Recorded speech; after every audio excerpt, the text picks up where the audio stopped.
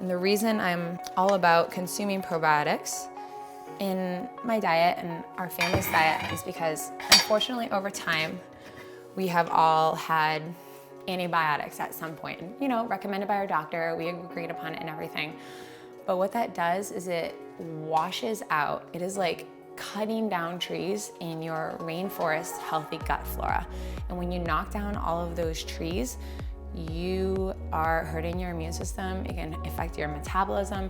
Your body won't function the same.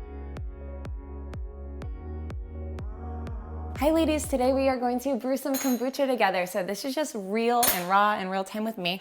This is my Scooby mother and it had a baby, so I'm really excited. This is a 10-day-old brew. I wrote the day of the week on it because otherwise your girl's gonna forget. So I started this batch on Sunday and just write it in a dry erase marker so you don't forget. And it only had 2 mothers. And now it has one floating on the top. So it has a little Scooby baby and this happens. So you can actually take that and give it to a friend and they can start their own brew. You just need to give them about a cup of the liquid with it. So what is a SCOBY? It's a symbiotic culture of bacteria and yeast. And this is what is giving us our probiotics, like a mega dose of probiotics. So in one bottle of store-bought kombucha, that's actually the good type, and I'll get into that because I have a lot of problems with most store-bought kombuchas, you can get up to 2 billion bacteria in a bottle. So we're making this at home with the right ingredients. So I can almost guarantee we're getting that amount in our own home brew.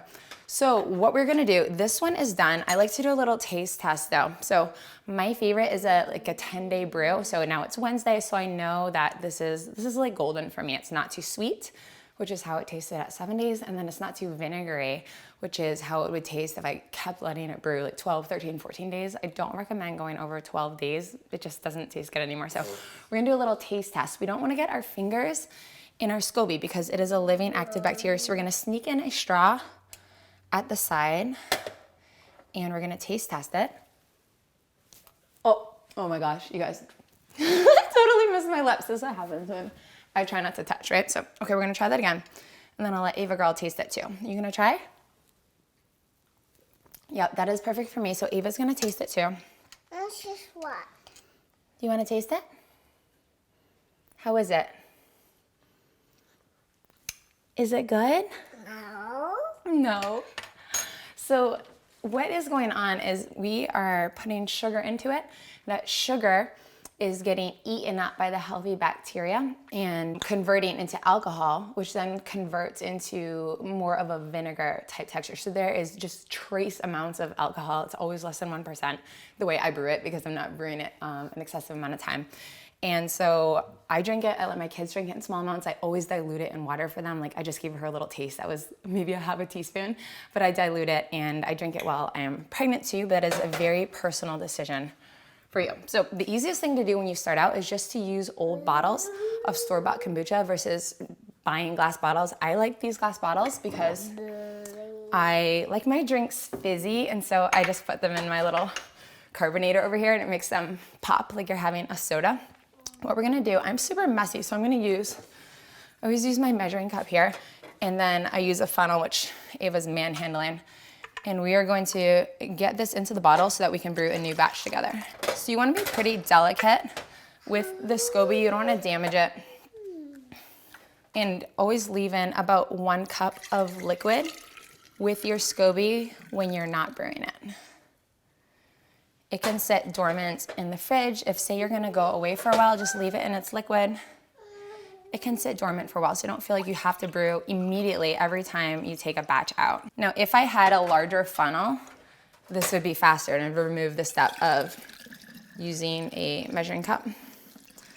But I don't, and I like to make do with what we have. So here we are. So there's one, and here comes our next one.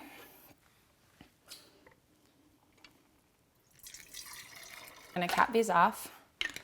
If you don't have a carbonator machine, what you can do is add a little bit of dried fruit in here, any type that you like, and then just keep it with the cap on really tight, like air sealed, in your cabinet or pantry for a couple days, 2 to 3 days, and that will allow the fermentation to keep on happening and make it really fizzy and pop. or you can just put it into the fridge as is right now and it won't get that fizziness. Pour a little bit more. I'm gonna get a cup since we have some left over. And I'll be drinking this one today. Good, and that's a good amount of fluid to just leave it sitting in. You want to put your coffee filter or grab a new coffee filter or cheesecloth, put it back over it and keep it covered just to keep debris and stuff out. But I'm going to be using this today. So we are going to get going now with the process. So duck your head. Thanks, Eva. So you want to get some just raw sugar. Don't get the bright white type. That has been bleached. Just get regular brownish colored sugar. It's white sugar, but it's gonna look like it hasn't been super processed. Eva, can you maybe help me get the tea bags out? And what's important when you get your tea is that you want it to be organic. Either black tea or green tea are the ones that I've had the most success with. Do not buy herbal teas like chamomile or lavender because it doesn't have the right amount of caffeine and nitrogen to make this process work. So get good tea and know that Earl Grey tea and Darjeeling are the same thing as black tea. It can be really hard to find just organic black tea in the store. That's okay.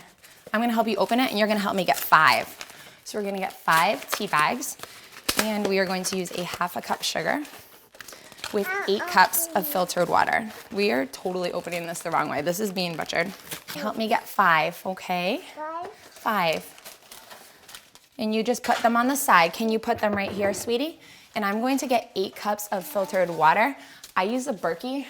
I've been really pleased with it. We have the giant 2-gallon Berkey. That was 5. Hold on to it, hold it. Don't worry, ladies, the stove is not on yet. And dump it in. That's 6. Good, Eva.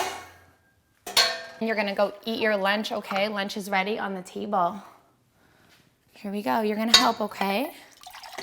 Can you pour it in, please? Thank you. Okay, and mommy made your lunch for you on the table. Do you see it over there with your water and almond milk? You can go sit down, okay?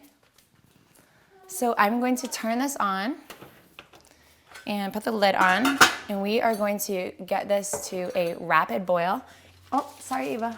You can get that spoon. Yeah, trash talk's out. You can get your step stool and go look.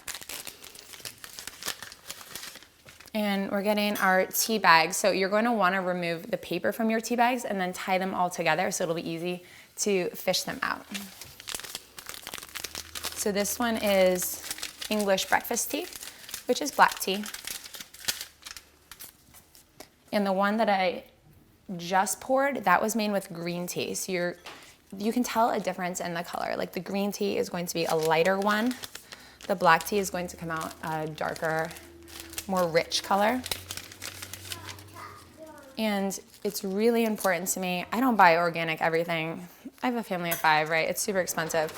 But for this, you need to buy organic tea because the first time that these tea leaves are ever washed is when they are steeped in your boiling water. So any pesticides or herbicides that are on those leaves, which is extremely common in teas that are not organic, it's rampant, then they're all going to be ingested by you.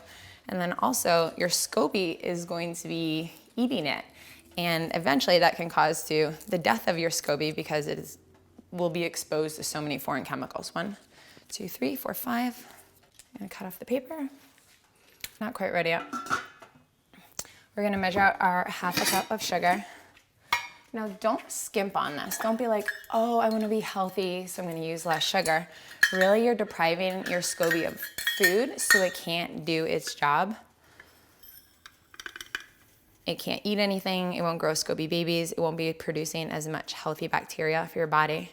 Another reason I really try to consume them and a reason that I make kombucha is that I'm concerned about the store-bought varieties because many varieties are actually pasteurized. And what this means that it's not raw, like what we're doing right now, this is raw kombucha. Pasteurized is a way to make it even safer, just like milk is pasteurized in stores, right? So when kombucha though is pasteurized, it essentially removes all of the bad bacteria and all of the good bacteria which to me essentially defeats the purpose. Like, why not just have tea with some, sugar in it then, if you're going to kill out all of the bacteria, and then still put it in a bottle and sell it as kombucha. So be a mindful consumer. See if your bottle says pasteurized, not good, or if it says raw, and that's a good variety. You're also going to save a lot of money by making it home. Where I live, it's about $3 per bottle, and when you're making it at home, I'm sure it's less than $1 per bottle, probably way less than that. All right, we're hearing a boil, so we're going to add our sugar, stir it up.